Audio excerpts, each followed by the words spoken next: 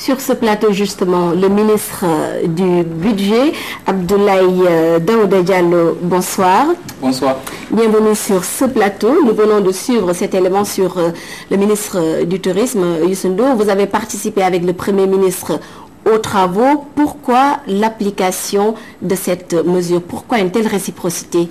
Merci. Mais je pense que le ministre du Tourisme, M. Youssou Ndour, a effectivement donc décrit disons, toute la procédure, disons, qui nous a conduit à ça.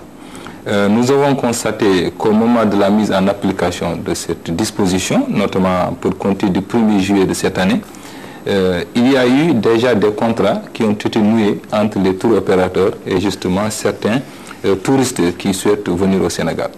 Là, c'est des contrats qui ont été noués avant l'application de cette disposition. Ça veut dire tout simplement que ces touristes-là seront amenés à augmenter donc leur mise pour pouvoir justement répondre favorablement à cette obligation.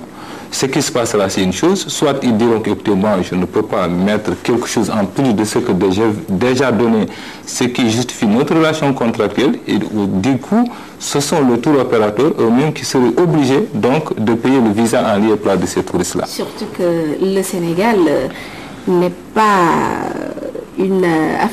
à de grandes concurrences au niveau de grandes concurrentes dans le domaine du tourisme avec des pays tels la Tunisie, le Maroc et autres. Oui, on imagine ça, on en est conscient. C'est pourquoi il a été tout de suite rappelé que le président de la République nous a instruit justement très rapidement en tout cas de travailler à booster le tourisme au Sénégal. Donc pour en revenir donc à ce débat de tout à l'heure, ce qui s'est passé, c'est que nous avons estimé que ces tours opérateurs qui ont déjà des contrats qui sont antérieurs à la mise en application de cette mesure pourraient justement être dispensés du paiement de visa pour cette année. Donc pour cette saison touristique. Cette mesure va-t-elle desservir le budget, les caisses de l'État, ou va-t-elle à la longue permettre de renflouer les caisses de l'État? Je pense qu'objectivement, ça ne peut pas desservir en fait le budget. C'est un effort effectivement que l'on va faire, ça c'est clair. Bon, mais il y a aussi quand même que nous avons une politique qu'il faudra mener et bien mener. Ça veut dire quoi? Qu'aujourd'hui, donc ces touristes qui viendront via les tours opérateurs, pour exclusivement cette saison 2013-2014, ne paieraient pas ces visas-là. Pour tous les autres touristes qui ne sont pas dans les tours opérateurs, et les autres, justement, donc, qui souhaiteraient venir au Sénégal, donc, ils seront assurés à la formateur du visa. L'autre actualité, vous le savez, c'est l'actualité, bien sûr, dans la presse. Aujourd'hui, il se pose un débat assez intéressant sur la fiscalité des entreprises de presse. Est-ce qu'il y a une différence entre la fiscalité appliquée aux entreprises de presse et celle appliquée aux autres entreprises? Objectivement non, parce que nous considérons les entreprises de presse comme étant tout simplement donc des personnes physiques ou morales qui opèrent des activités de commerce. Et pour ça, effectivement, ils sont amenés, ils sont obligés de payer tous les impôts et taxes du fait de leur activité. Donc il n'y a pas une fiscalité particulière pour ça. Mais ce que je rappelle tout simplement, que sur des entreprises, effectivement, du fait de leur activité, par moment, se retrouvent dans beaucoup de difficultés pour s'acquitter de leurs obligations fiscales. C'est ce qui avait amené justement donc l'État du Sénégal au 31 juillet 2010 donc de procéder à une amnistie fiscale. Ça veut dire quoi? Donc éponger la totalité de la créance de l'État sur ces entreprises-là. Donc la dette issue au 31 juillet 2010. Et c'est sur cette base que cette entreprise peut-être qui a justifié justement qu'on est là aujourd'hui, donc le groupe Walfadjri a bénéficié de plus de 43 millions d'admissions en non-valeur, c'est-à-dire d'impôts donc pardonnés par l'État du Sénégal. Il s'est trouvé que du 31 juillet 2010 à cette période d'aujourd'hui, cette dette s'est reconstituée, compte tenu éventuellement peut-être des difficultés dont je vous ai parlé, mais dans tous les cas qui ne peuvent pas soustraire ces entreprises-là de leur obligation de paiement. Est-ce que justement les entreprises de presse publiques comme privées sont soumises à cette fiscalité-là? Mais nécessairement, absolument, elles sont soumises à cette fiscalité, sinon elles en seraient exonérées. Et une structure qui est exonérée de droits et taxes, bon, ne serait jamais... Pas de deux poids, deux mesures. Non, fondamentalement, non, il n'y en a pas, parce que je dis, aucune personne commerçante, physique ou morale, ne peut être en dehors du champ d'application de l'impôt. Ils sont soumis aux mêmes droits et taxes que tous les contribuables qui font ces activités commerciales-là. Donc il n'y a pas de différence à ce niveau, il n'y a pas de politique deux poids deux mesures. Mais je confirme effectivement que la presse, par contre, a eu à bénéficier même de beaucoup d'égards de la part de l'État, parce que régulièrement, donc, ces dettes font l'objet d'amnistie, c'est-à-dire que l'État arrive à renoncer sur sa créance que ces entreprises lui doivent.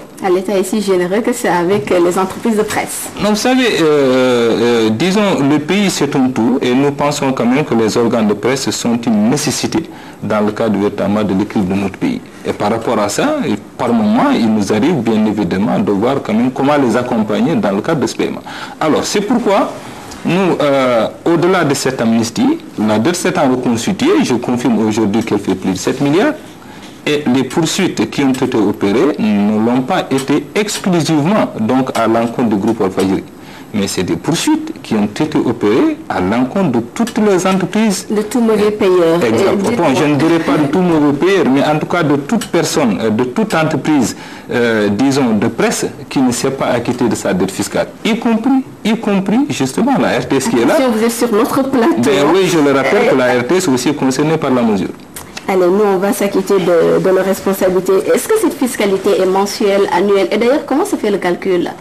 Bon, vous savez, la fiscalité, elle est de plusieurs ordres. Mais nécessairement ici, ce qui est mis en cause, c'est ces deux éléments. C'est la fiscalité sur les salaires, c'est-à-dire que c'est même de l'impôt, de l'argent qui n'appartient pas à ces sociétés, parce que c'est de l'argent des employés de ces sociétés-là.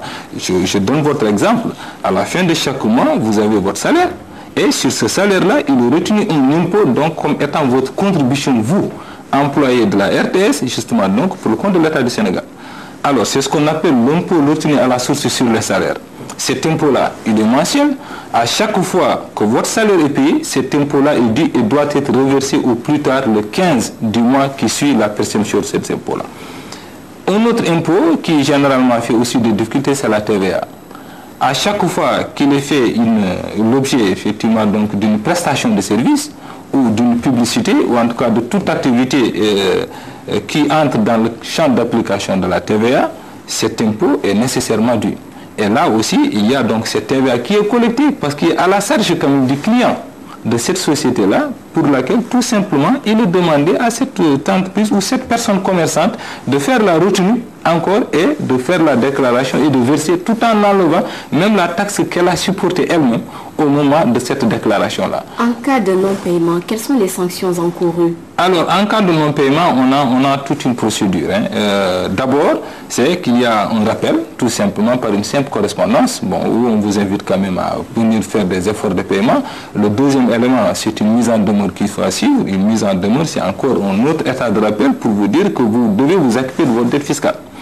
Et en dehors de ça, maintenant, au-delà d'un certain délai, si la personne ne réagit pas, vous comprenez quand même qu'il y a des procédures de recouvrement forcé.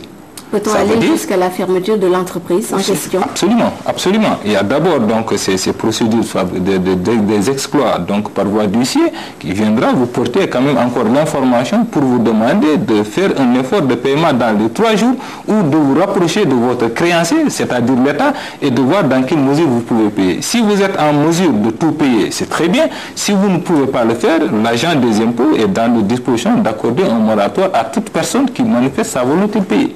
Maintenant, si tout ça n'est pas fait, bien évidemment, la procédure de recouvrement forcé poursuit toujours son action et qui peut aller, comme je le dis, effectivement jusqu'à la fermeture parce que les biens pourraient être saisis et mis en vente.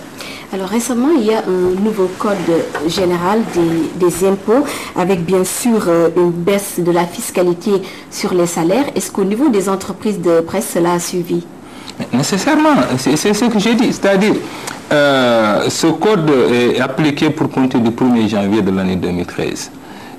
Pour le cas que vous venez de citer, il y a quand même beaucoup d'efforts qui ont été faits dans ce code, mais pour revenir à notre cas de retenue sur les salaires, effectivement, les impôts sur les salaires ont beaucoup baissé. Même au niveau des entreprises de presse? Mais absolument, non, vous savez, les entreprises de presse ne payent pas les impôts sur les salaires. Les impôts sur les salaires sont payés par vous et moi, nous employés d'une structure donnée. Nous, on est fonctionnaires, l'État retient nos impôts et qui reverse au trésor public. Vous êtes employé de la RTS retient vos impôts et reverse à l'État. Donc, ce n'est pas une mesure qui s'applique aux entreprises, mais qui s'applique aux personnes physiques que nous sommes. Tout simplement parce que l'on a travaillé à augmenter justement donc le pouvoir d'achat de ces Sénégalais. Et pour le faire, il y a deux mesures qui peuvent être mises en place. La première, c'est tout simplement de procéder à une augmentation des salaires.